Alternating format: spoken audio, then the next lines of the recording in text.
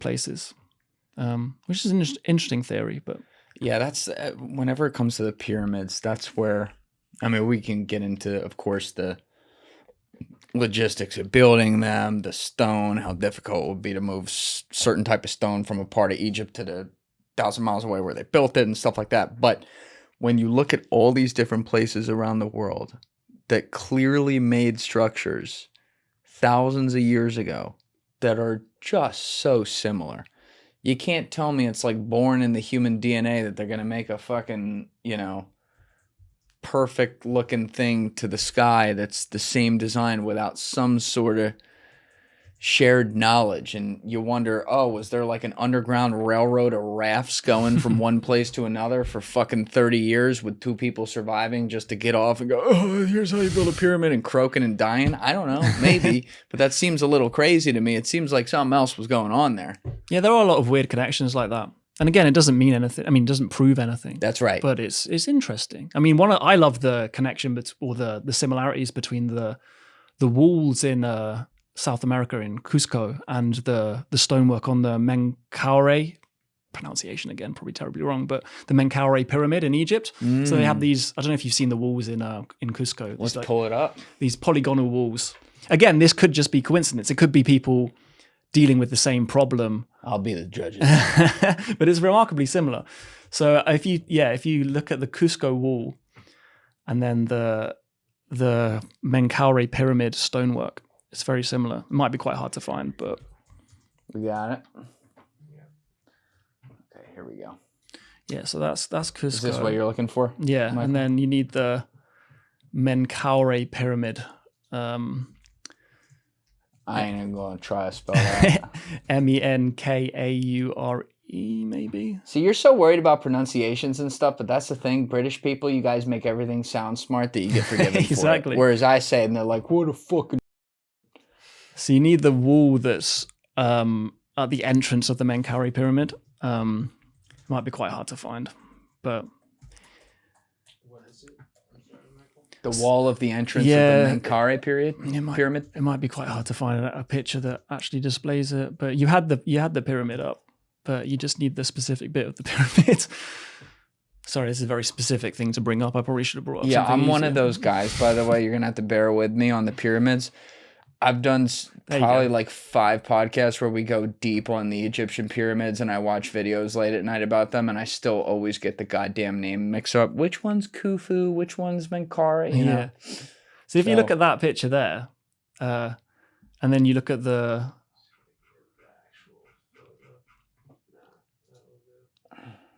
This is the one you want, though, Michael? Yeah, this is what correct. we were looking at right there. So again, it could just be dealing with the same problem and coming up with a very similar thing, but it is just a startling similarity between the two walls. So these cultures that are like separated by an absolute age in both distance and time.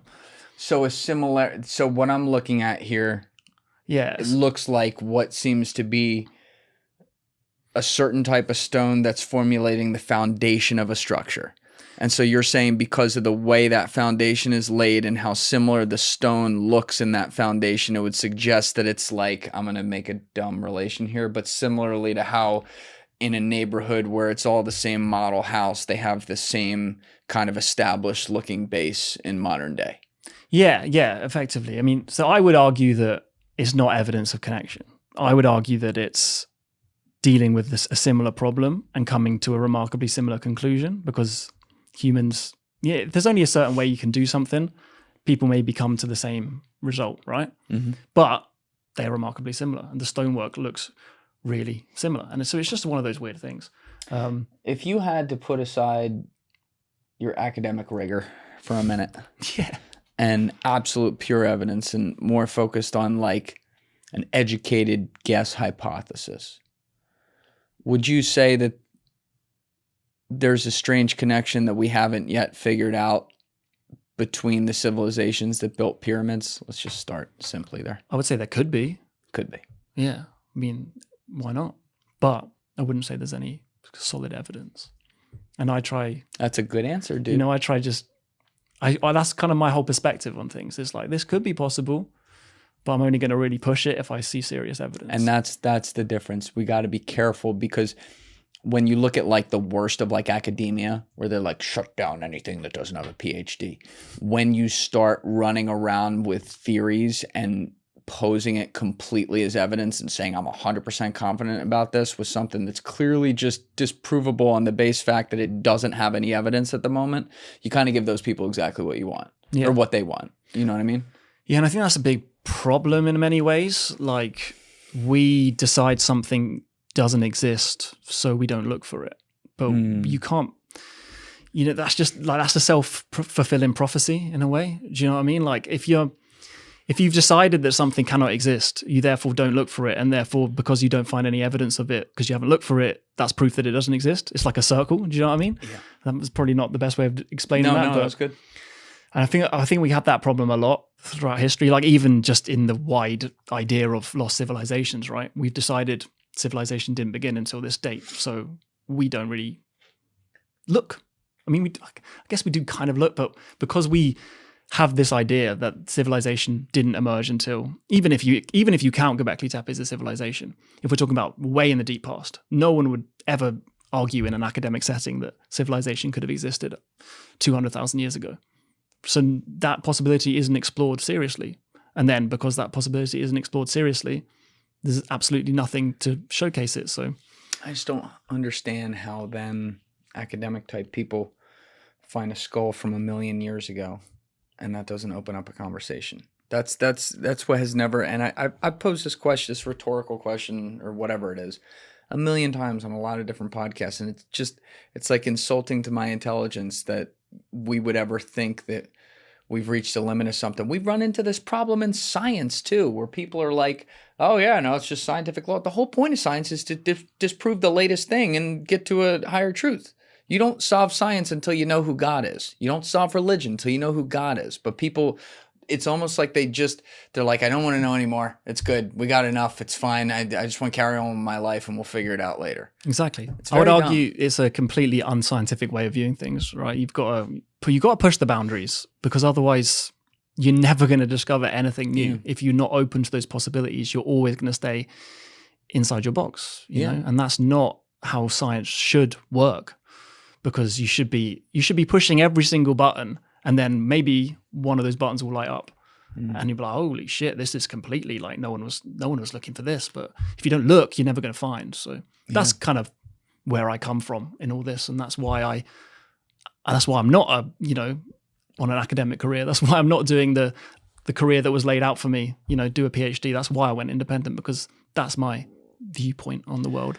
You were, at least for a few years though, you were doing completely other things before going independent into this. So you had decided then by the end of college, I'm not going that route. And then you ended up going this route. Why didn't you do it like right away to like go make content? Honestly, I was kind of just a bit sick of it, to be honest. I was sick of just the mindset that I was, and I didn't really think it was possible, to be honest. I was just like, I'm not really vibing with this like worldview, to be honest. So I'm just not going to go down this path.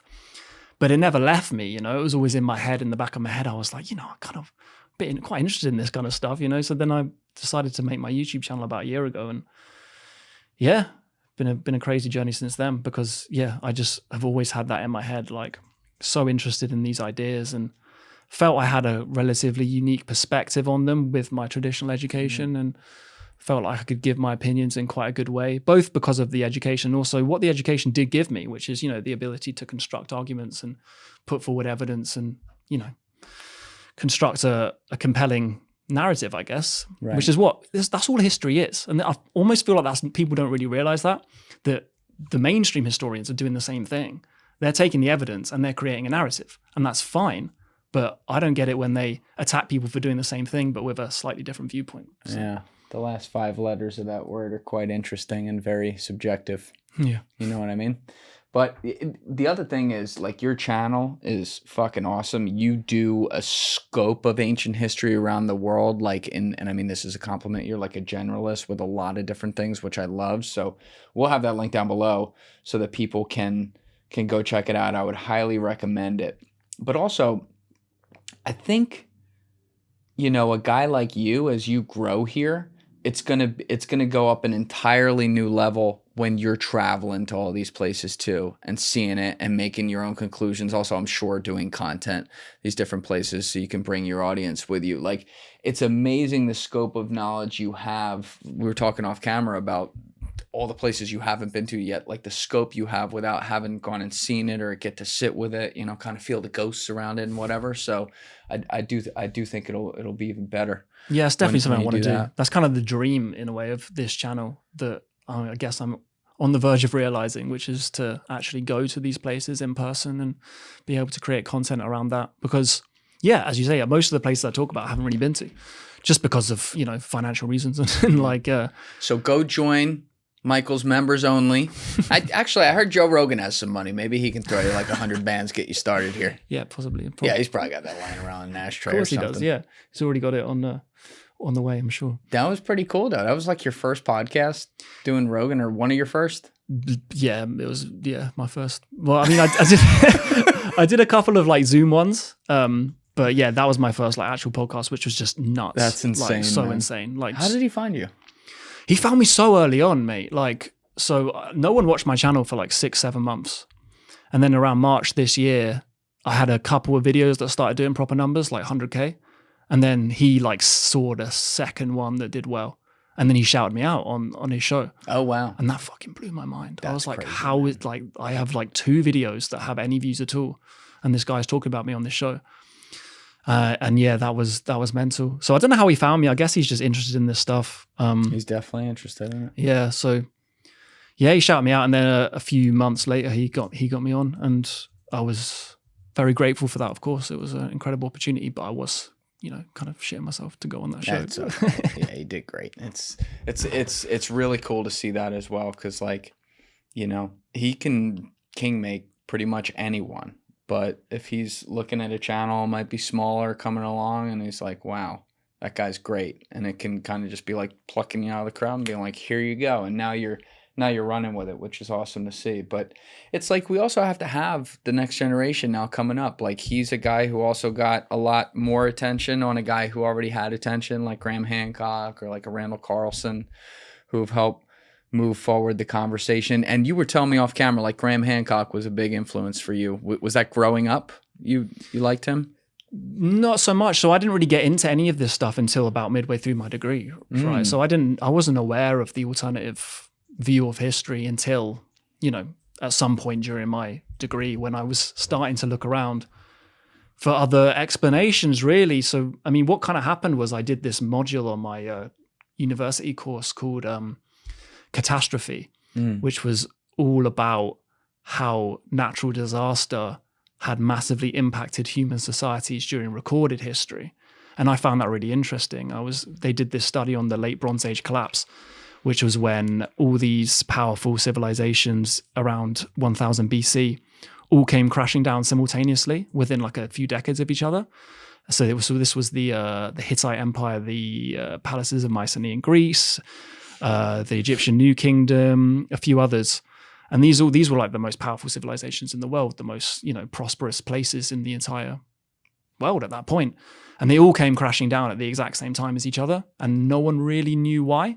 And that's what we were being taught about. And the theory, the best known theory, and probably the correct theory, I mean, I agree with this theory, is that it was climate change. It was a small change in climate, which then had this cascading effect. So the climate changed by a few degrees. That led to drought. Drought led to huge civil unrest in these societies. That led to kind of rebellions. These societies were all interconnected through trade. Trade collapsed. And so they all came crashing down one after another. And I found that so interesting. I was like, that's ridiculous how such a small, change in climate, something that's really fluctuates all the time, can just bring all these societies down. And so then I started looking into that more, and I started looking at the climatic history of the Earth, and I was like, holy shit, like the Earth has gone through some crazy stuff while humans have been around. And this was the same time this Jebel Irhoud remains came out that showed we are 300,000 years old. And I was looking at the climatic history through this whole time, and I was like, yeah, we've been through some crazy stuff, way worse than what happened in the Bronze Age collapse. And what could that potentially have meant for humans at that time?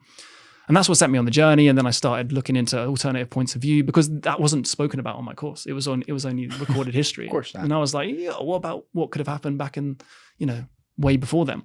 So then I started looking at people like Graham Hancock and Randall Carlson, and I was, enthralled by that. And that's what set me on the journey. But yeah, he's a really interesting guy. I spoke to him recently, and it was quite a surreal moment to speak to him. Yeah.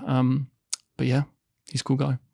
Yeah, he's definitely, when I think of the people that have really given a voice to that side of things, I don't think there's anyone who's been more consequential than him, especially over the past 20 years. But it's opened up the conversation, and we actually, this is a good spot to talk about some South America things, because you had said, we were actually looking at it right before in your Peru video. I liked how you put it with looking at what the LiDAR scans in South America could tell us about older civilizations potentially living there. You were talking about it there, but one of the things Graham has said in the past that then turns into these headlines that kind of, to his discredit, by the way, it's not his fault, but the headlines then make it a whole new thing, is he talks about how there's evidence for some man-made things in, the ancient Amazon jungle.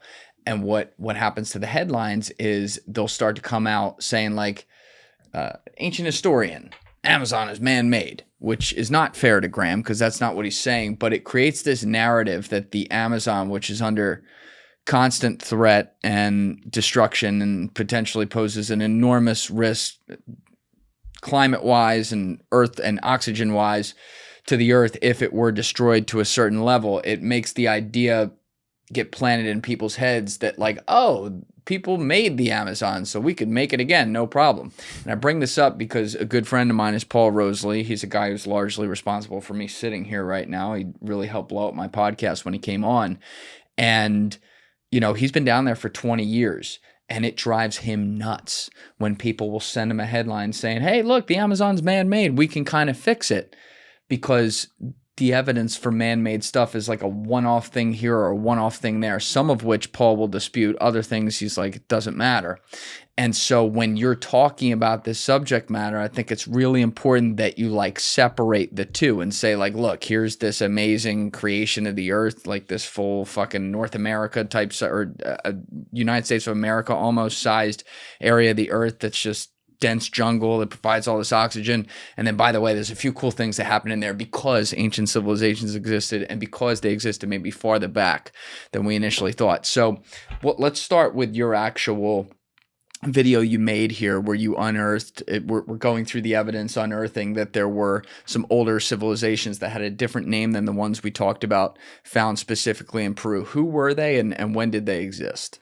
So as in you mean Carl Super and stuff like that? Yes. Yeah, so I mean, it's always been the traditional view of South America was always that civilization emerged there quite late in terms of the rest of the world, right? With the people like the Incas being the kind of first true civilization that emerged in that region. But in recent years, quite a few discoveries have come out to show that civilization there is just as old as the old world, perhaps even older.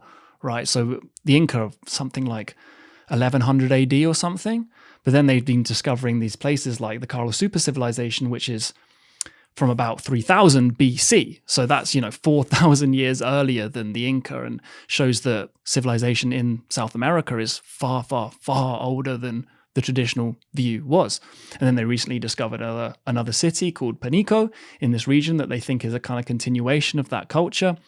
And these cultures are real sophisticated things. They built pyramids. They had these vast urban layouts. They had symbolism. They're really sophisticated civilizations. And then you link that to the discoveries that have been made in the Amazon recently. So that's always been the classic lost civilization theory. The lost civilizations of the Amazon, right? That's always been the thing that people would laugh at, for hundreds of years. Ever since the Spanish first got there, they had I can't remember his name. Francisco de Orellana. Yeah, is that his name? I can't remember. I think he was the one that reported seeing vast cities in the jungle, right? Allegedly, like an El Dorado kind of thing. Mm-hmm. Yeah. So then he came back to Europe and he was like, yo, I've seen all these vast civilizations. Cities of gold. Yeah. And everyone laughed at him. They were like, what are you talking about? that doesn't exist. And then people came back 100 years later and they couldn't find anything. And so that's always been thought, that guy made it up. But in recent years, they've been doing all this LiDAR scanning of the Amazon jungle, and they've been seeing these vast, like, geometric earthworks come up from these LiDAR scans. And they're starting to think that, maybe this guy wasn't lying, and maybe these civilizations did exist, and then they collapsed in the 100 years between these two visits, which sounds crazy. But then when you think about what happened when Europeans reached South America, it was a big collapse of the indigenous population for various reasons, perhaps primarily disease, but also, what happens when people conquer new lands is that, people get killed. And that's what happened. So people always laughed at Oriana, or I don't know how to pronounce that name, but people always laughed. Yeah, is that right? People always laughed at him and said, he's made that up. And it's always been seen as a conspiracy theory that there were lost civilizations of the Amazon rainforest. But it's starting to come out with these new scans and stuff that there are vast, like, mysteries there that we don't really know about. And I think that's possibly one of the biggest frontiers in ancient history, is learning about the populations of the Amazon, learning about how sophisticated their civilizations were. And I think it plays into this, the discoveries such as Coral Super, because it's proof that civilization in South America is far older and far more complex than was traditionally thought. So once you appreciate that, it doesn't become such a crazy idea that there were civilizations flourishing in the Amazon. And now we have pretty solid evidence that there was. So now it's a matter of kind of going in and excavating that, which is probably harder than it. Oh yeah.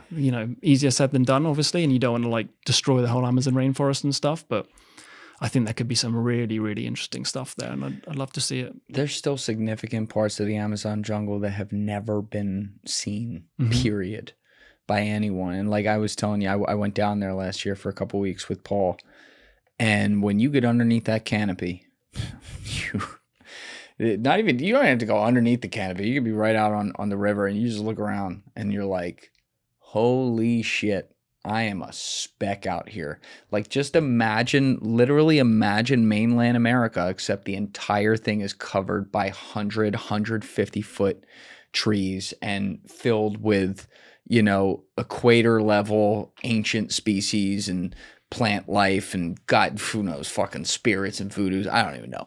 But like, you even have out there to this day an accepted fact that there's like uncontacted tribes.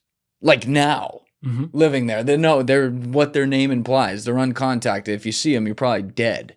And it's like the idea that there wouldn't be ancient civilizations emanating from this place who would have figured out on a very unique plot of land, if that's what you want to call it as well. I mean, you're talking about a place that has a completely different type of agriculture. If you're going to do it, it has, it's not, most of it's obviously not on an ocean. It's on a river that runs through it and a bunch of tributaries. Like, the room for innovation that is way different than what we would see in other ancient civilizations around the world is vast.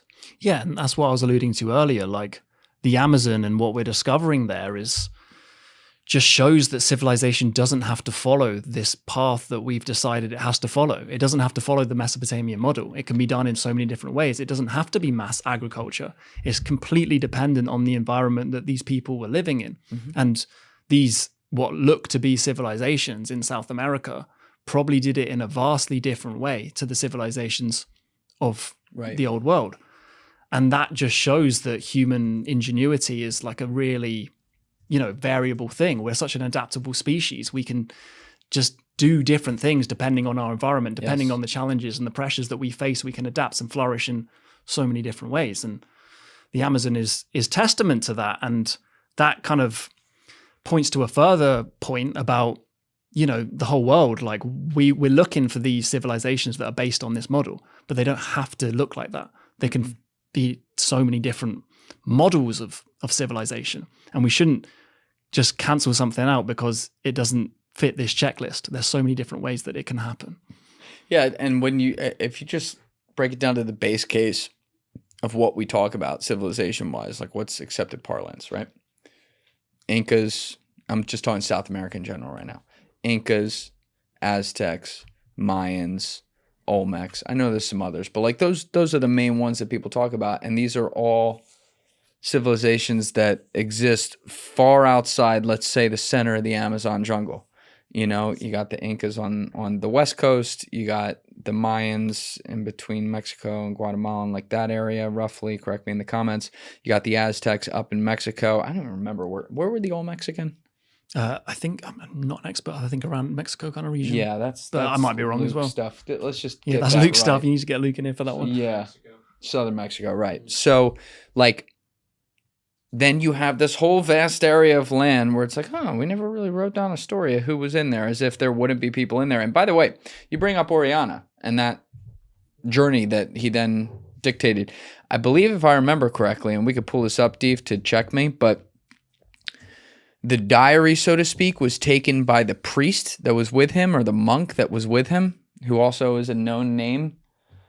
I don't know if we can find that, but he was the one that was writing down what they saw. They basically started on the west coast and then traveled all the way across to the Atlantic Ocean down the river, and they passed these quote unquote this city of gold with, you know, like gold pyramids and people and lights and action. And I don't understand why historians wouldn't be open to the fact that something like that would exist. Yep, there it is. The most famous example is Bartolomé de las Casas, a priest who documented the actions of conquistadors, though he was not a conquistador himself, and his work was critical of their brutality. Is that the same one? Or can we type in Francisco de Orellana, priest? Let's do that. That might be the same one. It's de Orellana. Like, yeah. Who was the guy? Father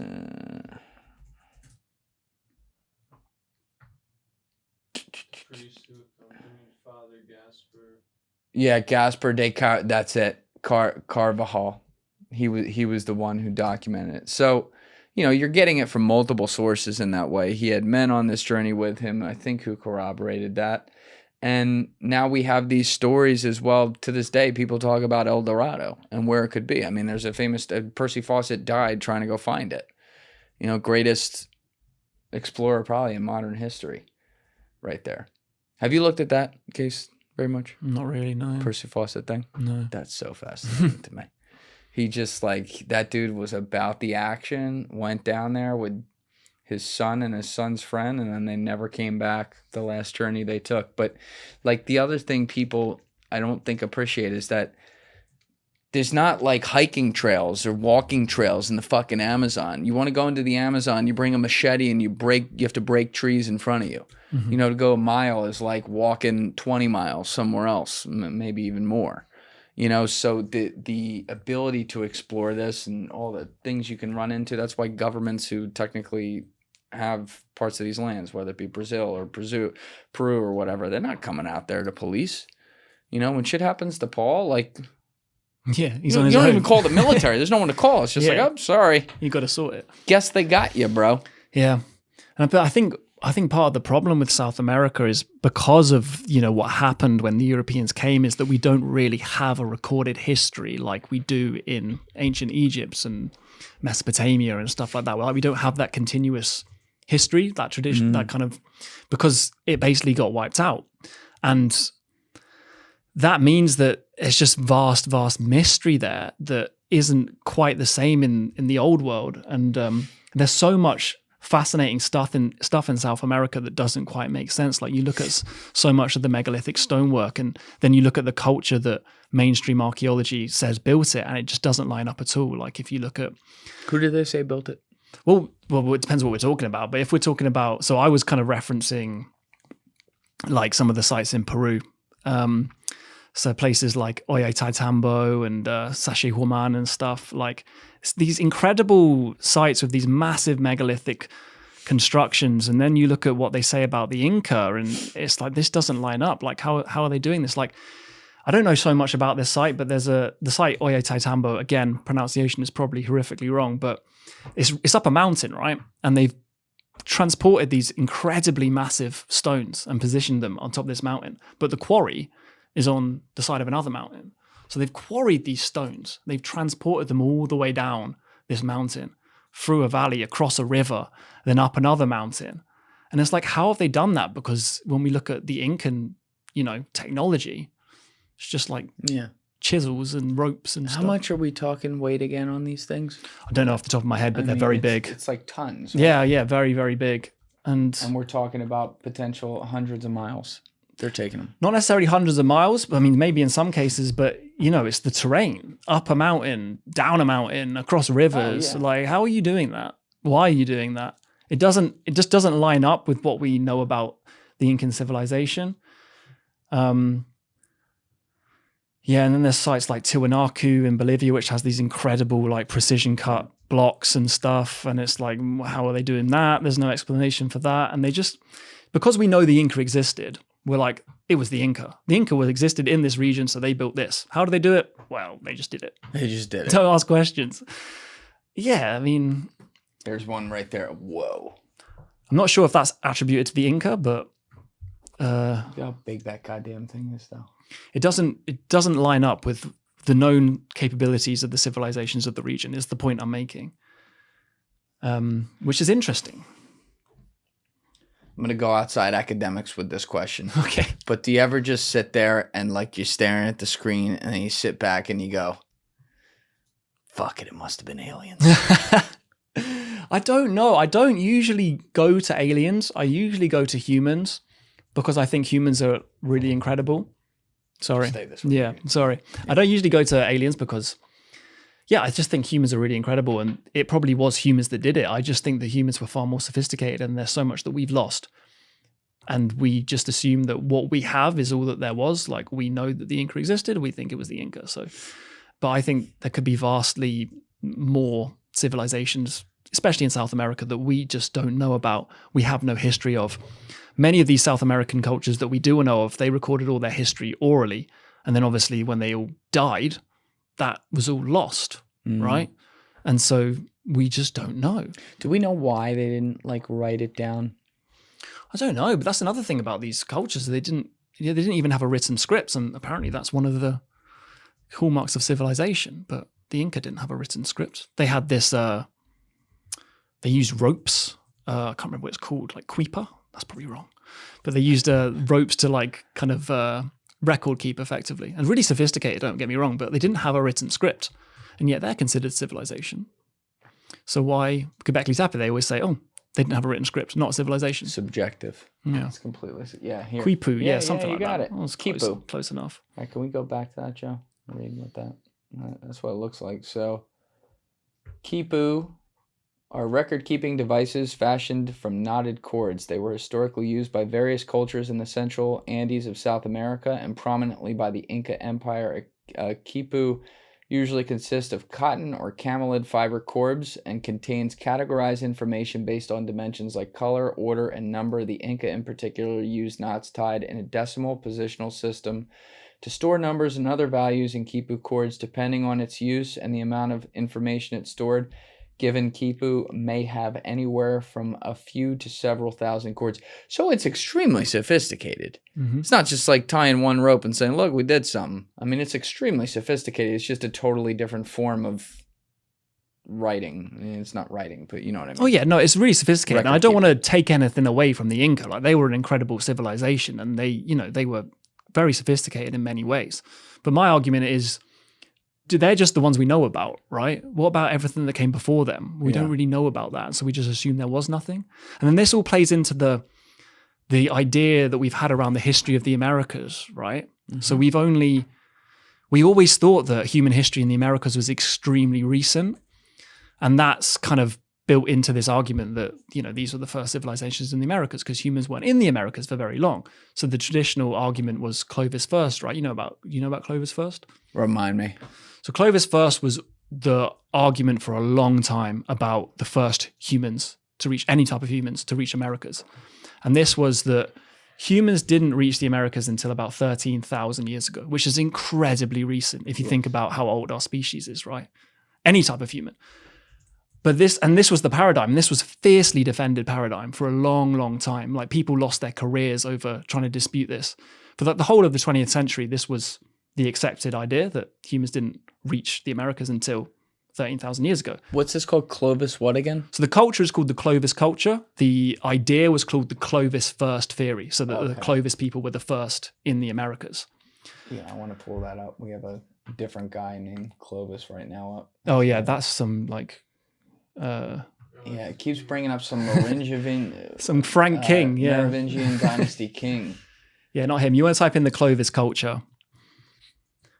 I don't think we've talked about this on the pod before. I've heard that term, but I don't think we talked about this.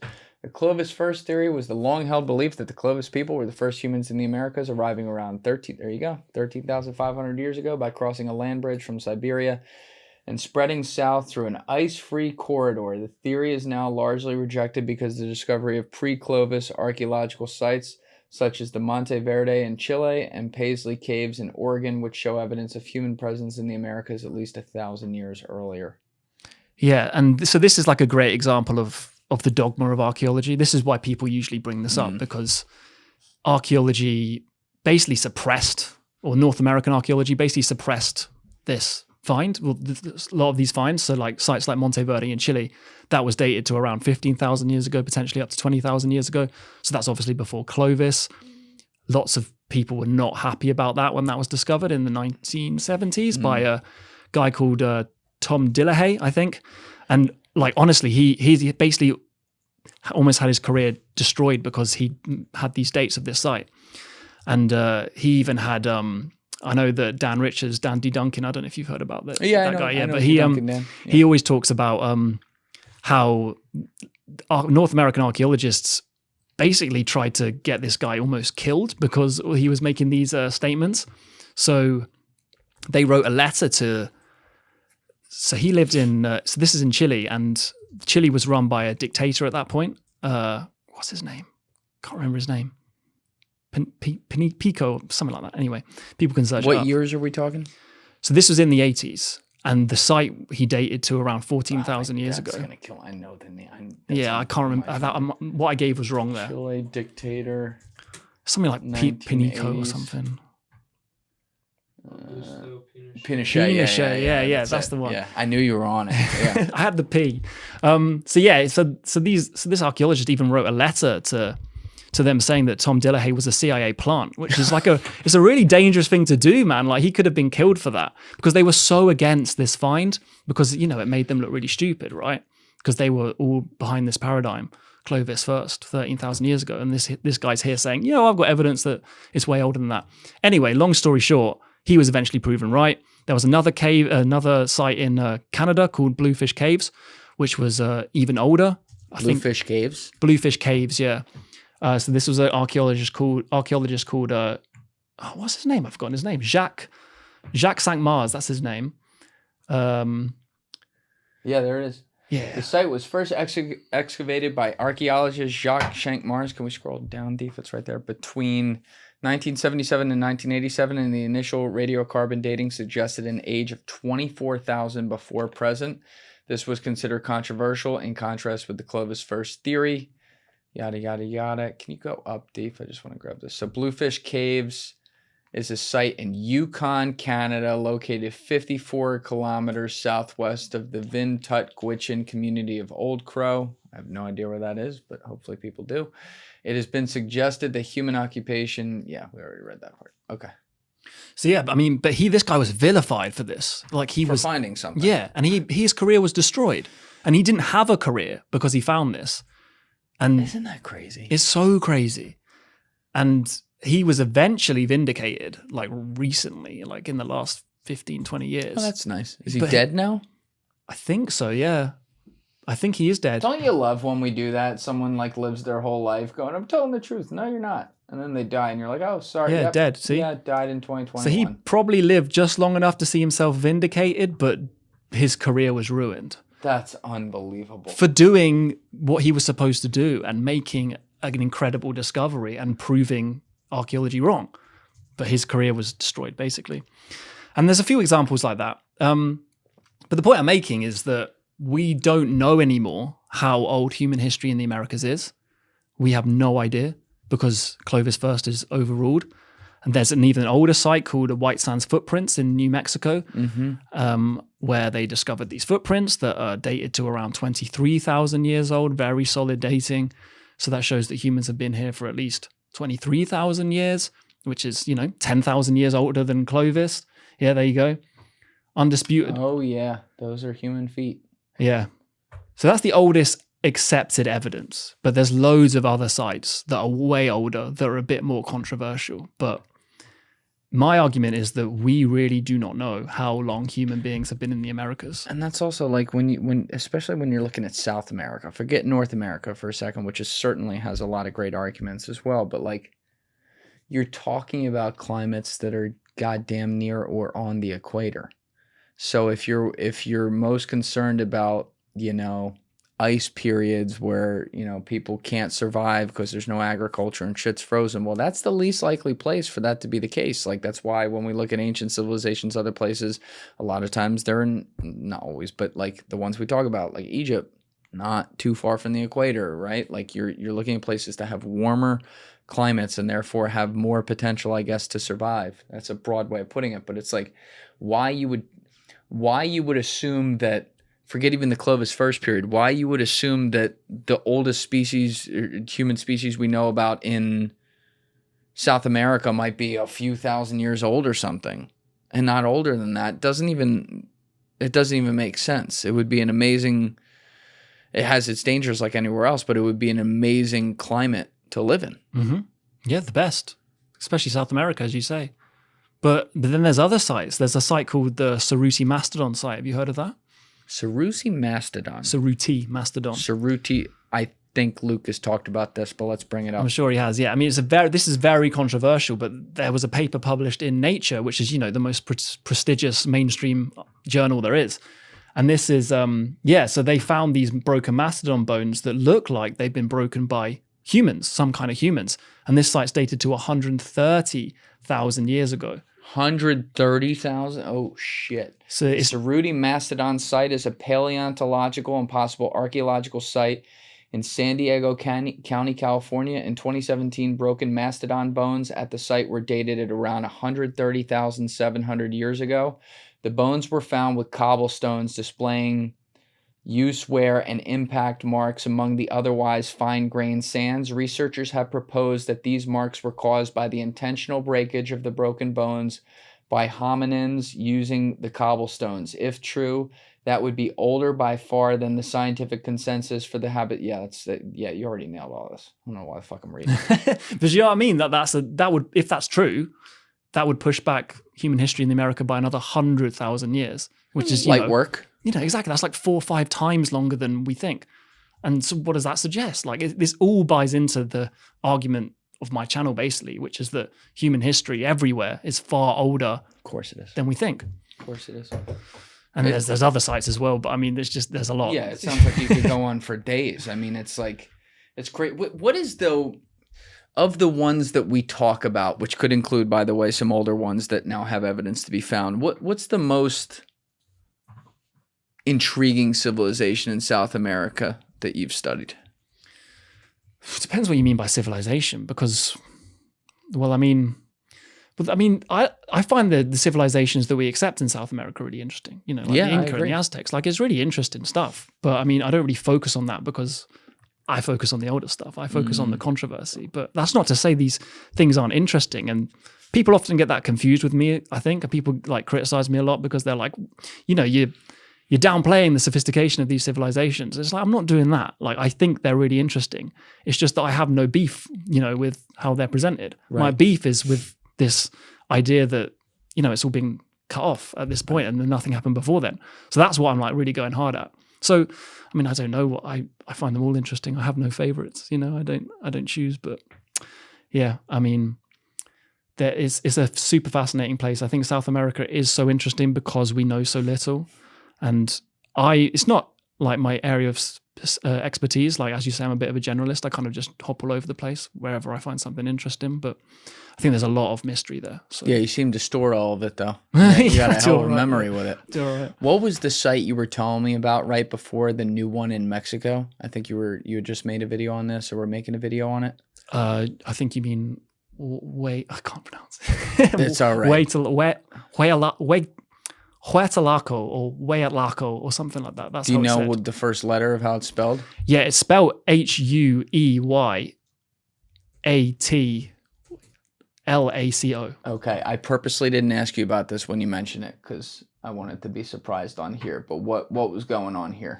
So this site's super interesting because basically in the 1960s, a Mexican archaeologist found some artifacts here. This is in Mexico, I believe. Yeah, near Puebla. Mm-hmm. And he found these artifacts, and then a whole team of American archaeologists came in and they discovered more artifacts. And then they got these team of geologists in to date the kind of the rocks and the sediments around it. And there was this layer of volcanic ash that was above the artifacts. And they sent this ash off for testing. And they were expecting it to be, like 15,000, because this was in the time of the Clovis-First theory. So they were expecting it to kind of align with that theory. And then this ash came back with dating of around 250,000 years old. And the artifacts were below this layer. And the artifacts were in an undisturbed context, right? So they hadn't been corrupted or anything. They hadn't slipped down there or anything. They'd been there since before this ash was deposited. And this ash was deposited according to their testing, and they did multiple tests on this with various techniques, to at least 250,000 years ago. Some of their tests were like 300, 400,000 years ago. So if that's correct, that means that there was some kind of human making tools in Mexico, so in the Americas, 250,000 years ago at least, which is just like ridiculous because, and this was in the time of Clovis-First. And then this is another example of archaeological dogma because people weren't happy with that. Like this guy got his whole artifact collection seized, the site. Seized? Mm-hmm. By the government? By the Mexican government, yeah. Yeah, they're real not corrupt. They weren't happy with it. And according to the archaeologist's own testimony, or the geologist's own testimony, I should say, the site was cornered off by effectively the Mexican army or armed guards. And they came there, they seized the artifact collection, and they said, you can't do this. The work that they produced wasn't published. They couldn't get it published in archaeological journals. And then when people came back to the site about 10 years later to be like, we're going to sort this out once and for all, it had all been like raised flat and there was nothing there anymore. So so the artifacts are gone and the site is gone. But so we just have these stories and this dating that suggests that these tools were in the Americas 250,000 years ago. So you can't prove it because it's all gone now. But these geologists were very certain about their dates. And there's been some more recent testing on the ash, I think, which aligns with these dates. I can't remember who did it or what the testing method was. There's a really cool video by this guy called Will Brown. His channel's called Incredible History. He did a great job of... shout out Will Brown. Shout out Will Brown. He's awesome. He did a great job of kind of outlaying. I did a video too on it, but I point people to his video because he goes more in depth on it. Can we pull that up? Give him some props, man. He's good. Yeah, Will Brown. What's the channel called? The channel's called Incredible History. Incredible. And his video on... I feel like I've seen that. Yeah, he's great. His video on Hueyatlaco, or however you say it, is... Hueyatlaco. Yeah. That's how it looks to me. All the comments on my video are like, this guy can't pronounce this fucking thing. Which is fair enough. But it's for engagement. Yeah, this is the video. Yes, I have seen this guy before. Yeah, he's good. He does a really good job of kind of outlining the dating, the whole controversy about the cover-up and what it could potentially suggest about a vastly older human presence in the Americas. So then when you start to look at all these things adding up, it's like, how long have we been in the Americas, man? Like, how long have human beings been there? And thus, why are we against the idea of civilization there being, far, far older than the Inca, obviously, but even Carl Super and Panico and these civilizations we're finding recently? How far back does it go? Yeah, and you're pointing out a lot of things that were found years ago in many cases and just didn't get attention. And it does, you don't want to just make your head go conspiracy on everything like that, but you would wonder why fucking Walter Cronkite wouldn't have wanted to cover this on CBS, like finding something like this. I think that's very interesting 6 o'clock news, you know, if I'm going back in time. It's not even like conspiracy. Like it's not. I'm saying the conspiracy of people not covering it. But I don't even think that's a conspiracy. I think they like literally covered it up because they were not happy. Like you have it with Monteverde, you have it with Bluefish Caves. Yeah. They wanted to suppress this because, you know, North American archaeologists in the 20th century had built their whole careers around Clovis-First. They'd written the textbooks. They'd taught the lessons. They'd kind of constructed their whole identity around being the source of information on North America. And then you have these people coming out like, this is not just wrong, but this is almost ridiculously wrong. Like this, you could be hundreds of thousands of years out here. So they weren't happy about that. But do you ever wonder if, let me explain this so I can ask the question properly. But like, if the intelligence agencies had the technology, and there's very good evidence that they do, to kind of simulate the effect of things on society. Like if you told society that a truth that they had accepted for a long time wasn't a truth, how would they react on a mass scale and things like that?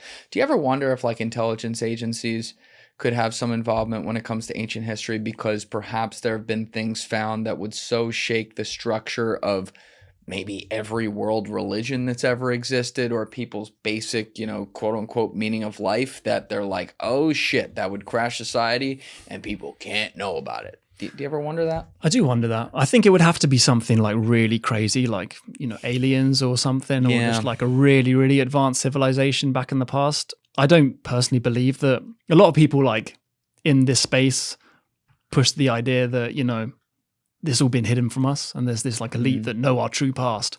I don't buy into that at all. I think it's more, when things are covered up, I think it's more like a human idea of, oh, I'm wrong about my job, my whole identity, so I'm not going to push this. I don't think we have evidence of like an advanced civilization from way back in history that people know about and are hiding. I don't think, you know, the intelligence agencies would see, if it was something like aliens, then maybe, but I don't think if it was a human civilization, I don't think that would like put people out too much, you know, but you know, maybe it would, I don't know, but yeah, the aliens thing I think is a whole different level. And I could see, as much as like I want to know, like I could see why, you know, something like that might not be disclosed. And that's also when guys from the government, including, you know, some people have come on my show before, who I haven't had on in a while, you know, it makes me wonder like, all right, why are you here talking about this and this is probably not the true thing. It's probably something else. Like, I feel like you wouldn't be telling us this, but you know, it's interesting because if we don't even know what happened on our planet, and every day it doesn't get blown up by like 6,000 years like Göbekli Tepe, it gets blown up by fucking 1 million years sometimes, like the one in China. Well, what else don't we know about the galaxy around us, and you know how we could have gotten here? I mean, it's strange to even think about why we're alive or what caused it, or you know, we're all like a 1 in 4 trillion chance of just being born in the first place. Like, let's start with that.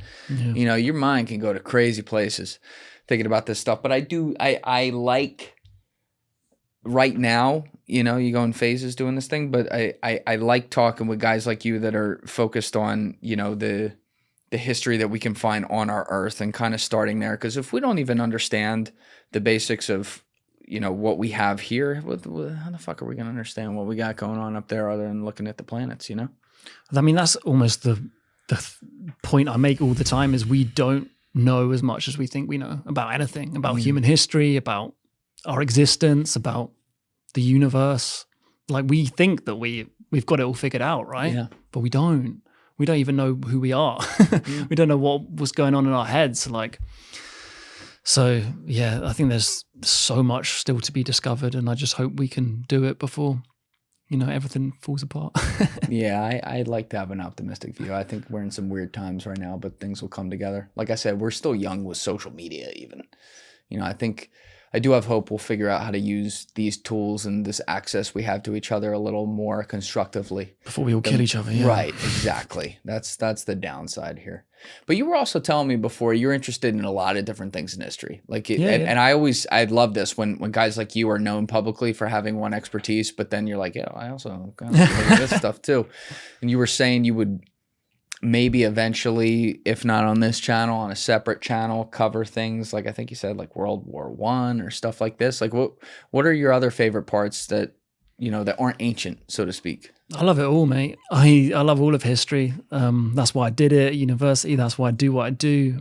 But yeah, I mean, like things like World War One, I have such a huge fascination with World War One. I think World War One, maybe it's partly because I'm British, but I think World War One was such a pivotal moment. It kind of almost was the beginning of the modern world. It was the end of the kind of old society, which was run by like kings and empires and stuff. And then it was like this age of like such illustrious, almost hedonism that all came to a head. Like these people had so much money and these empires were so flourishing that they just didn't know what to do. So they just ended up just creating the worst inferno ever, and everyone died basically. Like it's almost like the beginning of the end of Britain, I think because Britain was obviously the most powerful country in the world at the turn of the 20th century and had so much money and so much influence and so much power that it almost didn't really realize where it was. And then you have this new upstart country in Germany coming along and trying to like take the crown. And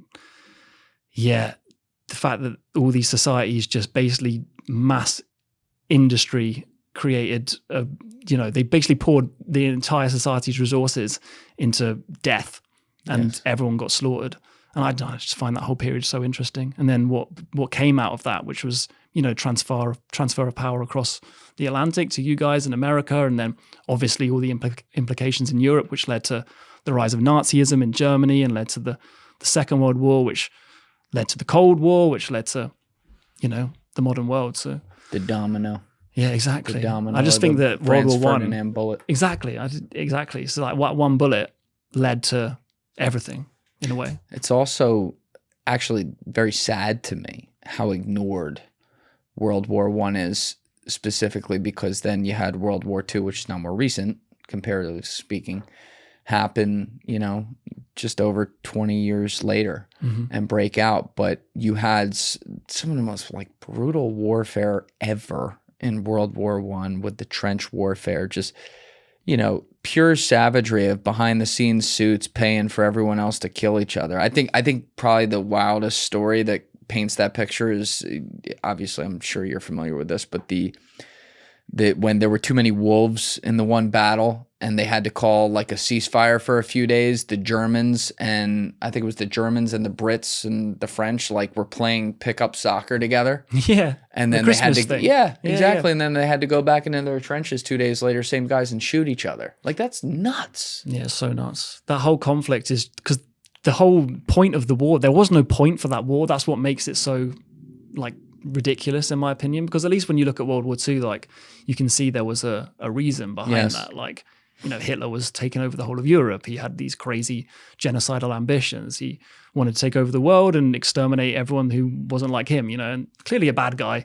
Let's fight that guy. It's a just war. Right. World War One, there was no reason to do it. It was just these stupid alliances that all kind of led to a domino effect, which led to the entirety of Europe declaring war on each other. And it was the first industrial war. I think that's what makes it so interesting and so tragic, because you had all these societies that thought about war in the traditional sense. They thought it was this romantic thing because Europe had been at peace for 100 years, basically, up until the 20th century. So war was this, far off distant thing that they thought about Napoleonic times, basically, like these men in fancy coats riding horses and going to glory. And there was these little skirmishes, and then you trade a little province here with me, and then the war's over.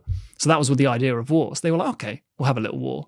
But it wasn't. The world had changed. There was these mass industrial societies. They had the ability to call up millions and millions and millions of men. They had weapons like the machine gun and like massive artillery. And it just led to this horrific stalemate where the whole of Europe was just trench warfare, with just pouring millions of men into this zone of death and slaughtering them all. For what? Because for what? You're allied with me and I'm allied with you, and he's allied with him and he shot him in Sarajevo. So that means that he has to attack him, so you have to attack me. So it's ridiculous. Crazy. And yeah.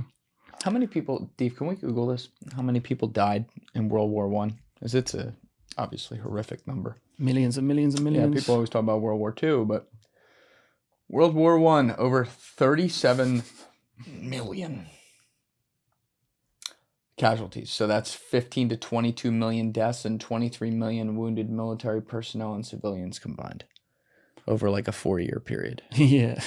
That is absolutely absurd. 8.5 million military in deaths, 13 million civilians, and then total 20. Wow. Thank you guys for checking out this clip. If you haven't already subscribed, please subscribe and hit the like button on this video. It is a huge, huge help. And if you'd like to check out this clip's full podcast episode, that link is in the description below or right here. And finally, you can follow me on Instagram and X by using the links in my description below.